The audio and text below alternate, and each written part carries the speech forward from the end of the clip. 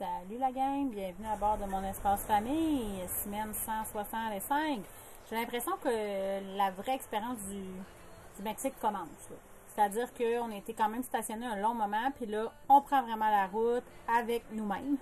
Donc, avec nous 6, on suit notre rythme, notre flow. Donc, on est parti, en fait, non, mais Cachala, Chacala. Donc, on a fêté le jour de l'an à cet endroit-là. Et tout de suite après ça, on a pris la route. On a fait plusieurs petits arrêts jusqu'à la Playa Guadavitos, qui a été pour nous un coup de cœur. C'est un endroit, en fait, c'est étrange peut-être à dire comme ça, mais c'est un endroit avec plein de resorts, mais il y avait comme des rues à l'arrière de ça où on a pu être capable de laisser. Ça, c'est quasiment un running guide. C'est quasiment drôle. À chaque fois qu'on parle de vidéo, ces temps-ci, il y a des bruits de moto en arrière et des grands bruits de son. Bienvenue au Mexique. Donc, on a stationné l'autobus, dans le fond, dans les rues en arrière des resorts. On avait un petit 10 minutes de marche à marcher, puis on était rendu à la plage.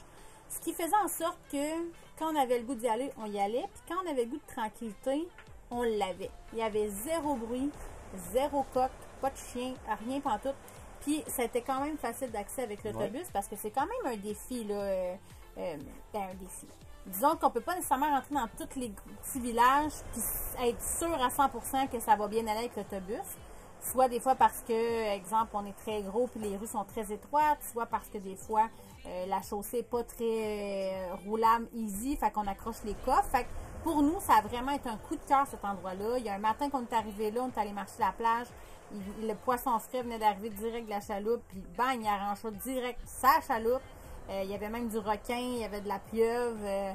Tu sais, c'est vraiment pas le MAPAC non plus qu'on est habitué. Fait que, à 10h, c'est fini, puis personne. Ouais, à 10h, c'est terminé. Ceux qui veulent acheter leur poisson sur la chaloupe, c'est là. Sinon, ben ça s'en va dans les... Qu'est-ce qui reste? Ça s'en va dans les restaurants, puis dans des glacières. Puis là, ça se distribue à l'arrière, mais voilà. On a fait une expérience aussi d'acheter un jackfruit, qui est un énorme fruit.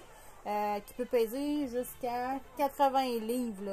Là, celui que nous, on a acheté, c'était 11 livres. C'était plus cassé. Oui, c'était plus cassé parce que dans le fond, on avait acheté 6 petits morceaux, mais ça revenait vraiment moins cher d'acheter le fruit. Et 2, Dominique voulait vraiment l'essayer. On a regardé une vidéo YouTube, on s'est dit, bon, on peut le faire. Il faut savoir, a priori, si jamais vous voulez faire cette expérience-là, ça vous prend de l'huile pour huiler vos couteaux, puis les couteaux, puis vos mains, parce qu'il y a comme une espèce de latex dans le sang qu'il faut enlever qui se transforme un peu en espèce de colle. Mais il faut clairement pas le couper comme Dom l'a coupé. En fait, on l'a coupé pas assez à la moitié. On l'a coupé dans le bon sens, mais il fallait pas aller jusqu'au milieu. Il faut vraiment comme... Tu le déchires. Ben, comme un... Tu sais, le melon d'eau, on va passer au travers, au complet. Là, il faut vraiment juste passer un peu pour après être capable de le séparer en deux, pour avoir 2 parties égales. Puis après, on enlève l'espèce d'ovale de latex. Puis après ça, on pousse par en dessous. Et là, ça flippe. Ça fait des belles bulbes. Là, nous, vu qu'on l'avait coupé comme un petit peu trop haut, bien là, nos bulbes étaient comme coupées. Mais pour vrai, c'était une bonne job. On savait pas, nous autres, qu'il fallait huiler les couteaux. Fait que là, on était toutes gommées de la tête aux pieds. Mais après ça, on a pris de l'huile. Moi, j'ai pris de l'huile de coco fractionnée. Là, puis on a tout lavé les couteaux. Puis on n'a rien perdu. J'ai pas perdu la table parce qu'il y avait de la colle. J'ai pas perdu les couteaux parce qu'il y avait de la colle dessus. Là, puis ça donne... Ouais, c'est ça. Puis ça donnait une méchante grosse quantité. Il faut savoir que dans chaque bulle comme ça, il y a un énorme noyau aussi. Donc, il faut ouvrir la bulle puis enlever le noyau. Mais c'est pour vrai. Puis c'est un nouveau goût aussi. On n'est pas habitué à ça. Fait que c'était le fun de le découvrir. Puis selon les recherches que j'ai faites... c'est un des plus vieux fruits. Oui. C'est comme un fruit préhistorique. C'est très nutritif aussi. 110 millions d'années. Là, ce que vous voyez, oui, c'est bel et bien une migale. C'est bien et bien ça. Et ça, c'est stationné juste en avant de mon autobus. Ah oui. Comme quasi en tour de la porte. Et on l'a pris 2 nuits, je pense, après. Hein, je pense que ça faisait déjà 2 nuits qu'on dormait là. Bref, on a essayé de la filmer mieux que ça, mais on n'y est pas arrivé.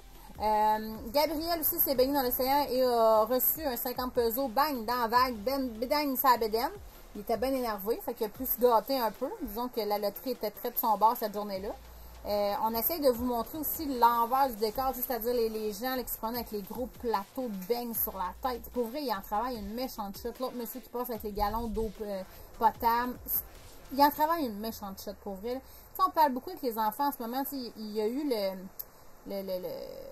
des Noirs, là, l'esclavage des Noirs. Mais tu sais, quand on arrive au Mexique, j'ai un peu l'impression qu'on fait un peu l'esclavage des Mexicains. C'est-à-dire que les gens sont là en vacances à se faire servir, puis à penser qu'ils leur sauvent la vie en donnant 2-3 petits pesos, puis en amenant 2-3 petites affaires. J'ai pas l'impression qu'on aide tant que ça, sincèrement. Là.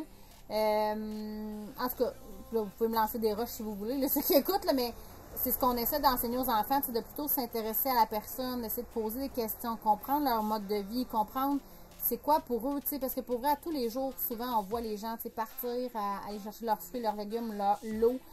C'est vraiment les besoins de base qui sont à combler. Fait que je sais pas jusqu'à quel point, ce que nous, on amène en tant que touristes, de vouloir qu'on crée cette espèce. Ça, c'est Puerto Vallarta, C'était beau, c'était bien, là, il y avait des belles autoroutes, il y avait plein de fleurs, puis d'aménagements paysagers, mais ça existe quasi pas.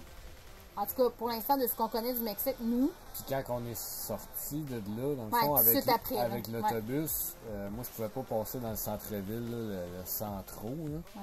Fait qu'il fallait que je contourne la ville par le nord.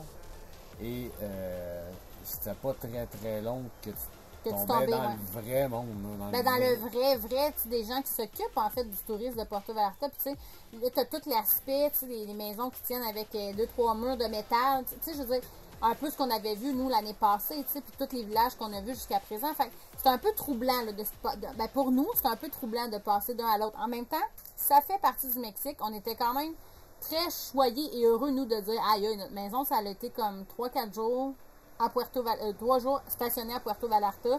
C'est quand même spécial parce que c'est un nom que tout le monde connaît, c'est dans les tout inclus. De montrer aussi aux garçons, les resorts de là-bas. On a profité aussi pour la plage. Oui. On a trouvé, il y avait une petite plage. À la marina, oui, c'était vraiment. Petite plage publique qui était vraiment sweet. Puis, on a vu des amis aussi. On avait du monde à rencontrer aussi. Des amis de Sainte-Claire qu'on n'avait pas vus, crime, depuis des années. Ça fait 4 ans qu'on voyage, mais on les avait pas vus, comme d'autres années avant. Fait que c'était vraiment cool. Les gars se sont comme retrouvés avec des amis qu'ils connaissaient. Fait que ça, c'était vraiment le fun. Ce que vous voyez là, c'est un spectacle des First Nations, là, des Premières Nations, en fait, qui date de très loin, puis il y avait eu des problèmes, dans le fond, avec la pluie, puis les récoltes, puis c'était une danse qu'ils ont comme créée pour faire pardonner avec le dieu de la pluie, puis tout ça. Crème, les gars, ils s'enroulent de même jusqu'en haut du poteau, là, puis ils se laissent dérouler de même, puis normalement, le 5e est comme vraiment sur le poteau, puis c'est lui qui joue la musique. Mais là, cette fois-là, il était blessé. C'était un des gars à l'envers. Ben, c'est celui, en fait, qui jouait la musique, qui remplaçait, dans le fond, le 5e. Puis le 5e, il était en bas, il ramassait les dons et tout ça. Puis c'est lui avec qui on a pris la photo, dans le fond, parce que lui était blessé. Fait on présume qu'il restait en bas. On est allé voir l'église. Encore là, il y avait plein de lumières de Noël encore. C'était vraiment magnifique. Mais tu sais, on a marché la Malecom. On a essayé tant bien que mal de trouver des activités gratuites, si on peut dire, ou plutôt hors de l'ordinaire, ce que nous, on recherche. On l'a déjà dit, là. C'est pas parce que là, il n'y a rien à faire. Là. On aurait pu louer des sidous, faire du parachute. Il y avait un mirador. Il y avait un mirador qu'on aurait pu aller. Il y avait des tours de bateau. Il y avait un gros bateau de pirates qu'on pouvait faire une excursion d'une journée. Là. Mais tu sais, là, ce qu'on essaie de faire, c'est ça. C'est de découvrir le Mexique dans son plus grand ensemble. Fait que plus qu'on en montre aux enfants, donc c'est sûr que le choix de... c'est pas très mexicain d'aller faire du sidou, on va se le dire. C'est pas vraiment ça que je recherche. Non, pas. Puis de toute façon, c'est pas une expérience que là, pour l'instant, vu que c'était très touristique, Puerto Vallarta, les prix étaient plus élevés. Fait qu'on a vraiment décidé, là, mon Dieu, je suis comme en train de me justifier à fond. Mais bref, en fait, j'essaie d'expliquer pour que les gens fassent comme, pourquoi ils n'ont pas fait ça. Puis ça, si jamais vous êtes au courant, c'est pour ça. On a vu des grosses iguanes aussi. Qui dit ville, dit animaux. Qui dit animaux au Mexique égale iguane. Et puis là, ils sont en période en plus de love. Fait qu'ils ont comme 2 secondes après, ils sont tombés en bas de l'arbre. C'était vraiment impressionnant. Olivier a marché sur une abeille cette semaine aussi sur la plage. On a fini au camping une nuit. Avec Sin et Manu. Oui, d'autres amis voyageurs. Mais c'était surtout pour remettre le setup à jour. On en a profité vraiment. Ils n'ont pas fait d'argent avec nous autres. Ah, ben non, mais ça n'a pas rapport. C'est dans le sens, on s'est donné. Là, on a lavé le setup inside, outside, le lavage. On avait accès à de l'eau, fait que ça a vraiment aidé. Il y avait une belle piscine pour détendre. On a fait un beau souper avec nos amis.